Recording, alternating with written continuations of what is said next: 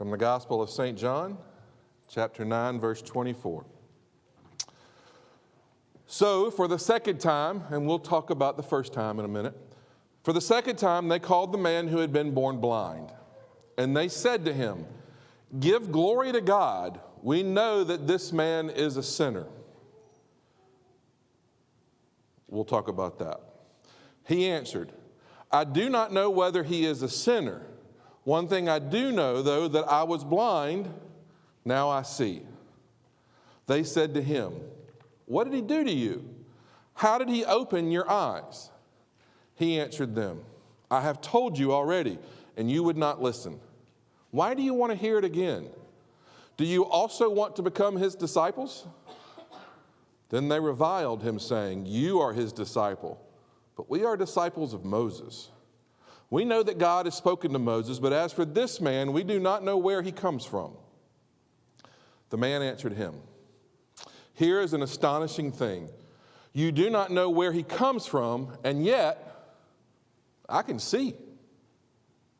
He opened my eyes. We know that God does not listen to sinners, but he does listen to one who worships him and obeys his will.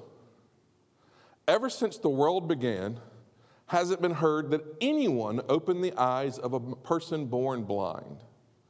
If this man were not from God, he could do nothing. They answered him, "You were born entirely in sins."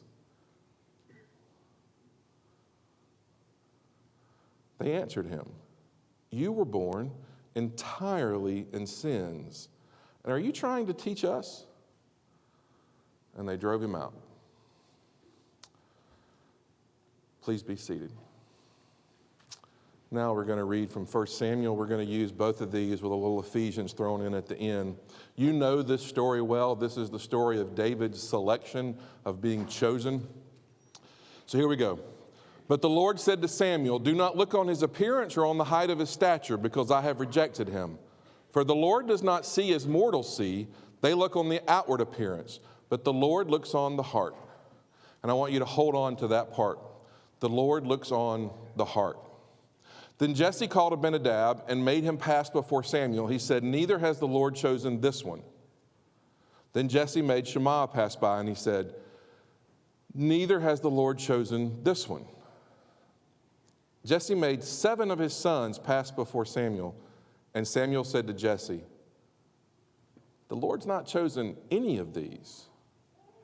Samuel said to Jesse, "Are all your sons here?" And he said, "There remains yet the youngest, but he is keeping the sheep." And Samuel said to Jesse, "Send and bring him, for we will not sit down until he comes here." He sent and brought him in. Now he was ruddy and had beautiful eyes and was handsome, the Lord said. "Rise and anoint him, for this is the one." Then Samuel took the horn of oil and anointed him in the presence of his brothers, and the Spirit of the Lord came mightily upon David from that day forward. Samuel then sent out and went to Ramah. The word of God for the people of God.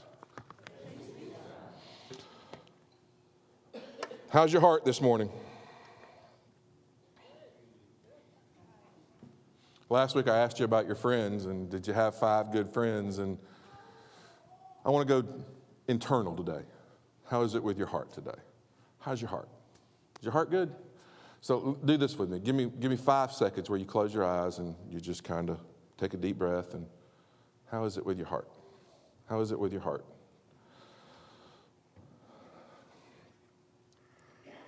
I think it was about a month ago, maybe 6 weeks, 5-6 weeks. We were in our teaching parish class, the seminary student group that I lead. And a guy walks in and he's got the AirPods on and he's singing. And he's singing, and the main verse that he's singing and what he's just belting out is, "I knew you were trouble when you walked in." I didn't know what it was.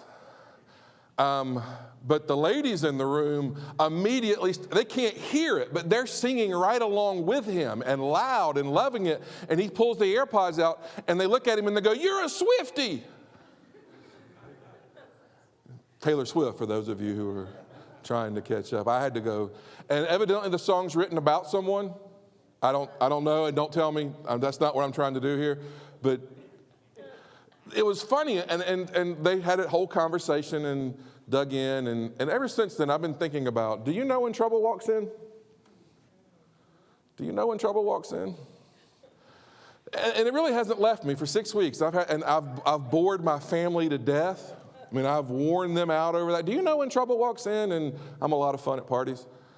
And just kind of talking about it and just thinking about that. And I told the staff yesterday I'm going to officially become a Swiftie because I'm using it in a sermon illustration. And that whole, and just, do you know when trouble walks in?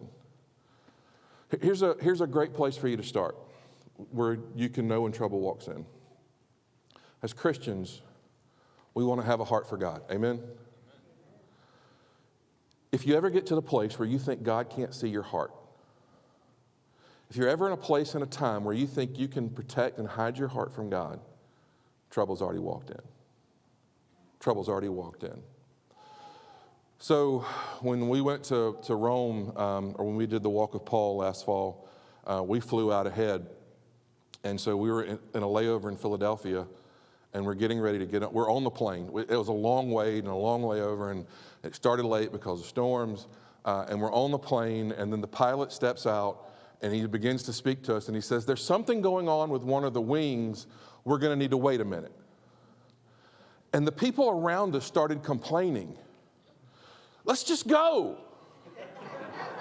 No, let's just go. And I'm looking at Jen, and both of us have this, patience is not a virtue for me. It's a virtue, but it is not one of the virtues that I carry. I'm with you? I'm not a patient person. Anyone who knows me, works with me, will tell you that right away. I'm not good at patience.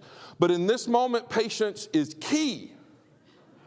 And so they're just talking, let's go, let's go, let's go. And I'm going, do you hear yourself? I didn't say it. If Jen wasn't there, maybe, but I'm not stupid. Well, in that case, I wasn't stupid.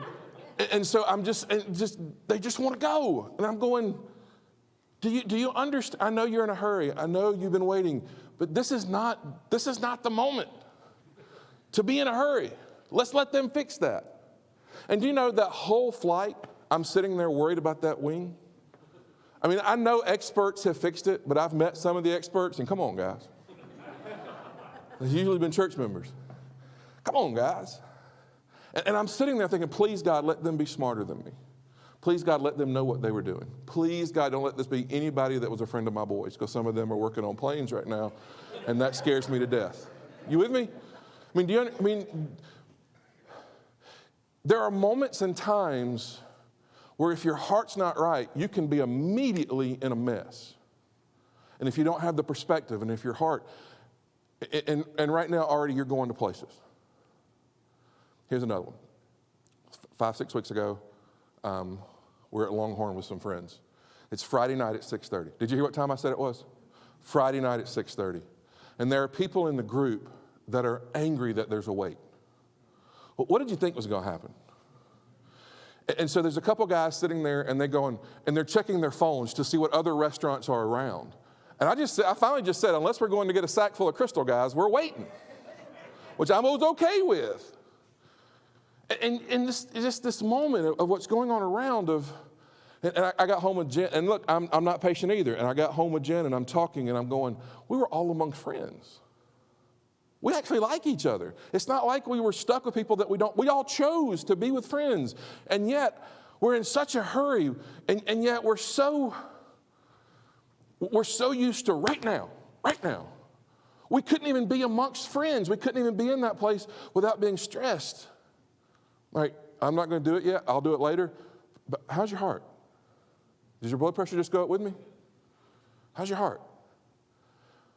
The conversation today, the dig in on this, as I really want to talk about your heart, I really want to talk about where you're at. This inside-out life conversation, this discussion of asking about our hearts and asking about our soul, it begins in this conversation with Samuel.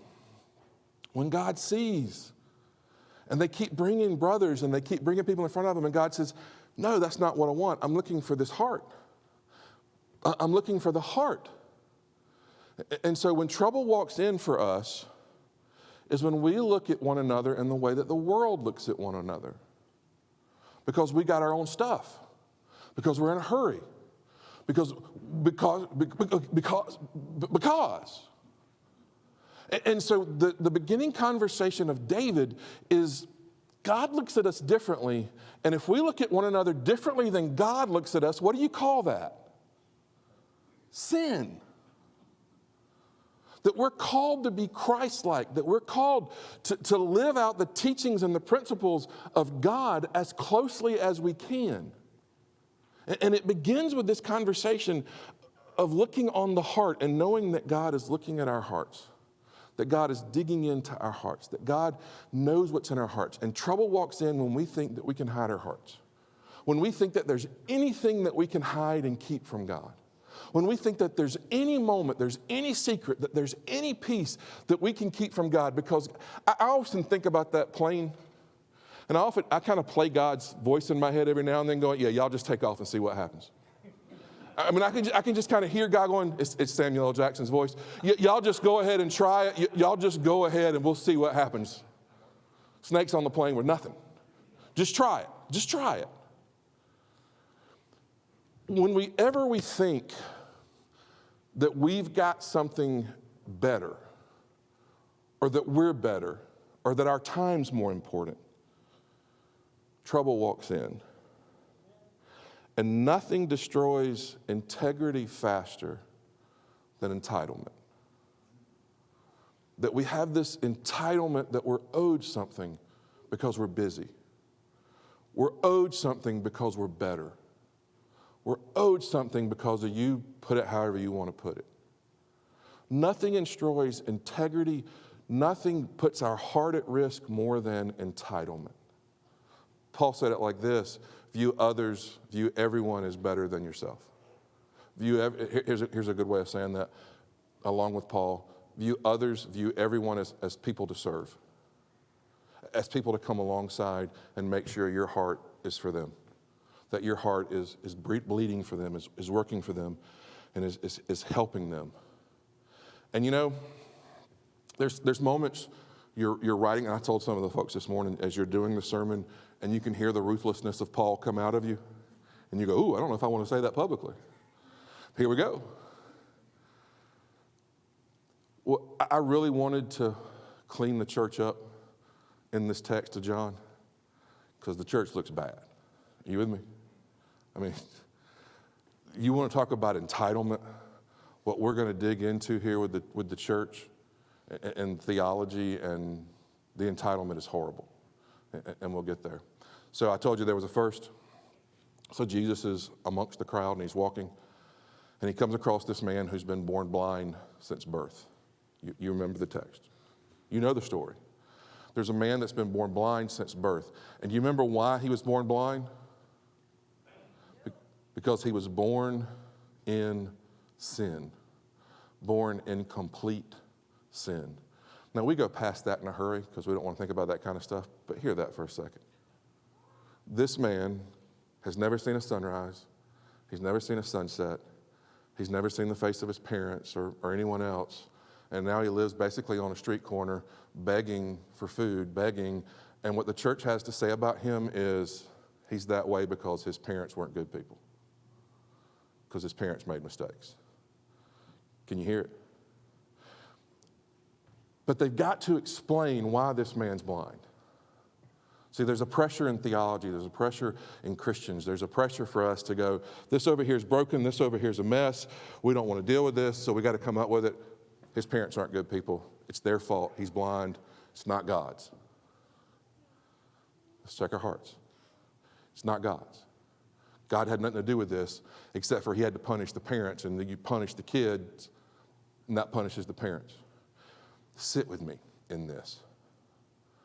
As a dad, as a son, as a husband, as a pastor, there is nothing more painful for people than watching their children hurt. There is nothing more painful. Kids, God's like high school, middle school, other kids in the room hear this. There's nothing more painful for your parents than seeing you hurt. When they overreact, it's because they're hurting with you and they don't know how to handle it. There's nothing more painful than seeing your children hurt. And there's this internalized guilt that already lives within us, and this struggle because I messed up here. This is why they're struggling here.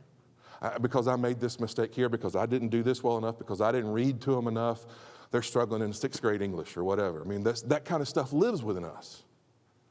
The church had an official stance and told people, this man's blind because his parents were sinning when he was born. It's mean. But they've got to explain it, and they've got to make it right. Because, here we go, heart check, they're more interested in right thinking than they are good loving. And anytime we are more focused on thinking right and making sure others think along with us than good loving, then we make a mess. And this isn't Derek speaking. This is the Gospel of John speaking now. They begin to move through the story. Jesus comes to the man who's blind since birth. Did you catch that? He spits on the ground, creates some mud with his finger, puts the mud on the man's eyes and says, go and wash and go see. The man goes and washes the mud off his eyes, and he can see. We go fast on this part because you've heard it your whole life. He can see. He can see. He can see. There was a man who was born blind who can see. That night, he watched the sunset for the first time. He didn't sleep all night because he wanted to be there when the sun rose. He could see the birds that were singing and not just hear them. His parents, when he saw them, he put his hands on their faces and cried. You get that right here 2,000 years later. You can feel it. You can see it. You can hear it. But because the heart of the church was so bad, and they were more focused on right thinking than loving, they do this. Word comes to the religious leaders. Word comes to the church, to the people. There was this man, that man that stood on the corner, that man that we've known that was blind his whole life, that man who was blind, he can see. See, the problem is not that Jesus could do a magic trick and give him sight. You hear me? The problem is not that Jesus had this ability to make the man see. The problem is the man was born blind because he was born in complete sin. Who does this heretic, who does this, what did they call him? Sinner think he is, that for doing something that only God can do. If God made him born blind, then he should be stuck blind. Only God can forgive sinners. Trouble has walked in the door, brothers and sisters, and his name is Jesus. What are you going to do? So they come to this man and go, hey, what's going on? What happened here? How are you doing this? What happened? Tell us what happened. And the man said, look, I couldn't see. He put mud on my eye. He spit on the ground. He made mud. He put it on my eyes. I washed it out, and hey, there you are. It's really that simple. And they said, this man was a sinner. He couldn't have done that. He's a sinner. He goes, well, I don't know about all that, but I can see. Hear it. Feel it. They came to this man who never saw anything, and they're fighting with him because he can see. 2,000 years later, we're still stupid. Heart check. We still fight over stuff. We still fight over crazy. We still get so lost. And I don't just mean the church. I mean you too. I'm not done.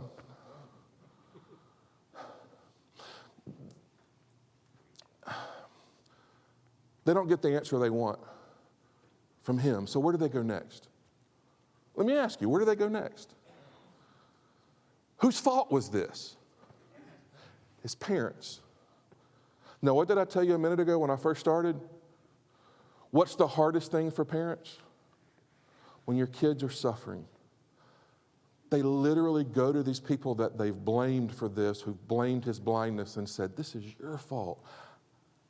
What is going on? How did this happen? Do you know the entitlement that you have to feel in this morning, in this moment, to go to these people whose child can now see, who's been blind, and fuss at them and be angry with them? Do you know the entitlement and the meanness and the nastiness that has to live right here to do that?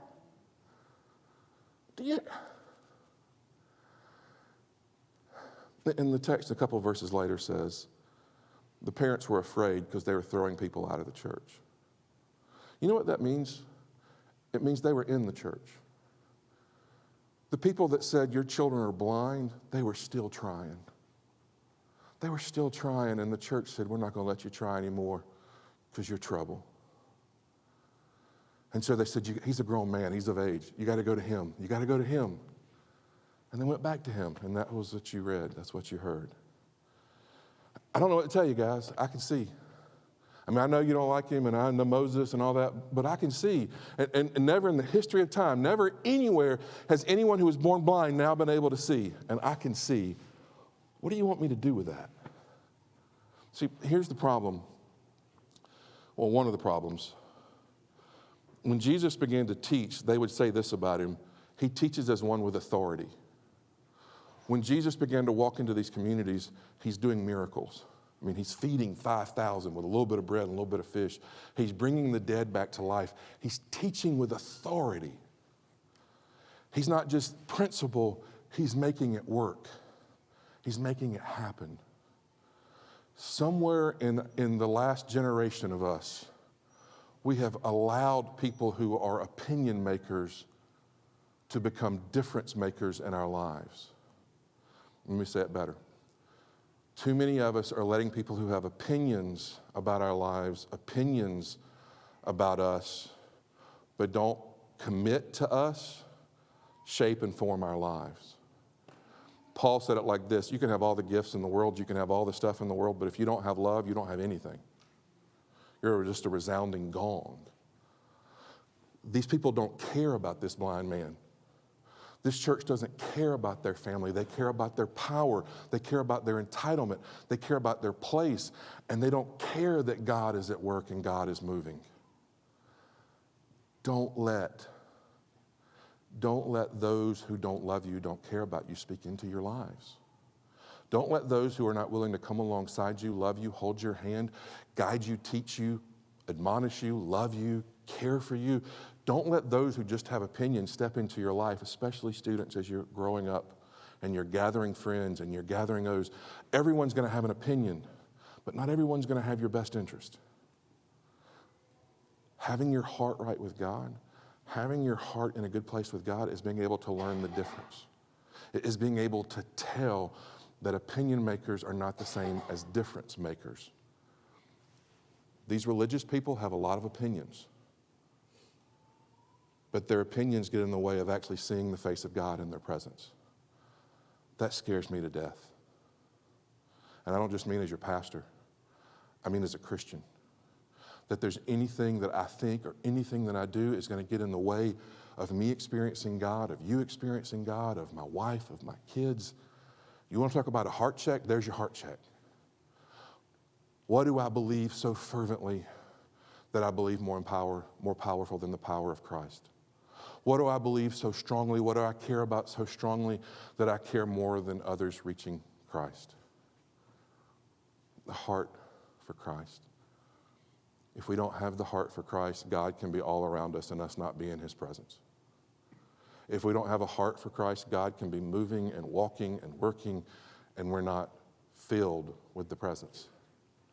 Let me go back to Samuel as the band comes forward and I finish this up. It was in a disciple Bible study when I was the associate at Covington. We were doing the Samuel text, and I've always struggled with the text, and here's why.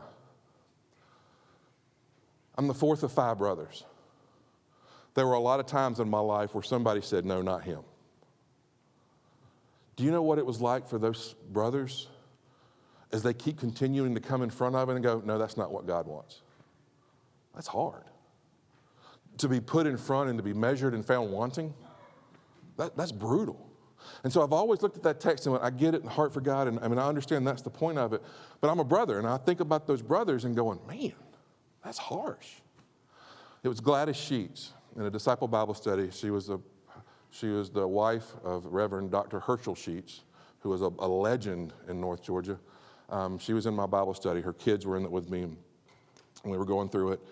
And she said, and I talked about struggling with it, and she said, me too. She said, but see if this will help you. And this was the best sermon I've ever heard. I almost just did this one today, but let's be real, that wasn't going to happen.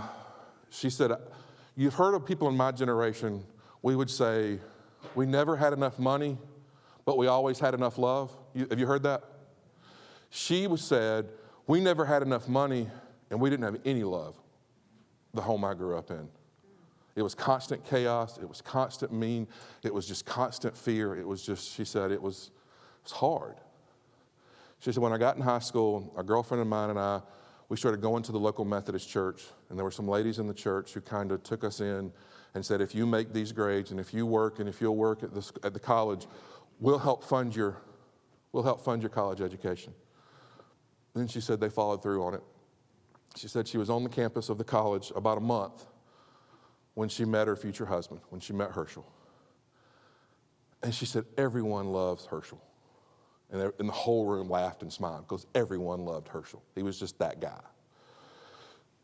Everyone adored Herschel Sheets. Adored him. And she said he would walk into rooms and people would just flock to him. People would just come to him. And she said, and I was one of those people. He had just this amazing heart. And she said, I made a decision about a month in. While everyone else was loving him, and she smiled when she said this, I'm going to make him love me. And she did. And she did. About 18 months later, they got married. And she said they started serving little Methodist churches around the college. And she said, you got to understand, Herschel grew up in a very wealthy family. He grew up as a part of a very healthy family and dynamic. He could walk into a room and everybody wanted to be his friend. He just had that comfort level. She said, but I grew up afraid and scared and sitting on the edge. She said, so when I walked into a church, that's who I sat with. The people on the edges. The people that would never be seen by Herschel and his friends. And that's how I lived my ministry. As a school teacher, helping children who I watched and saw grow up like me to make sure they got what I got and got an opportunity. She said, but while Herschel was becoming a district superintendent and a leader in the denomination and surrounded by bankers and doctors and lawyers, and I'm quoting her at this point, and just surrounded by all the right people, she said, I was sitting with mothers who had buried their children. I was sitting with young mothers whose husband did not know how to love them, who grew up in chaos and pain and anxiousness and hurt. And that's where my heart was, and I spent my life with them. There's not a dry eye in the room at that point as she's talking, and you can imagine. And then she said this. She said, one day I'm going to be in the presence of God, of Jesus. And Herschel and I are going to be there together. And she said, Herschel's going to be surrounded by all those right people. He's going to be surrounded by all the crust, the top of the crust. He's going to be surrounded by she said, but I'm going to sit with people who know just how good Jesus is, who know what it is to really hurt, who know what it is to really be broken and to know the power of Jesus and how he can put you back together. Herschel will never know that, but I will. And when the books are written about him, I won't be in them. But in the book that matters, that God writes, I'll be right there. And that's all that matters to me. That's my heart. How's your heart? How's your heart? Don't let the stuff, don't let the anxiety, the wait list, the stuff come between you and God, because none of it has eternal consequence. What has eternal consequence is your heart. And are you loving others? Are you embracing others? Are you making sure to share the love of Christ with all? As we sing this last hymn, as you stand and sing, give your heart to God one more time. And if you're struggling giving it to God, then don't walk out of here until you've talked to one of us, until you've prayed with one of us and said, I want my heart fully in the presence of God. Amen.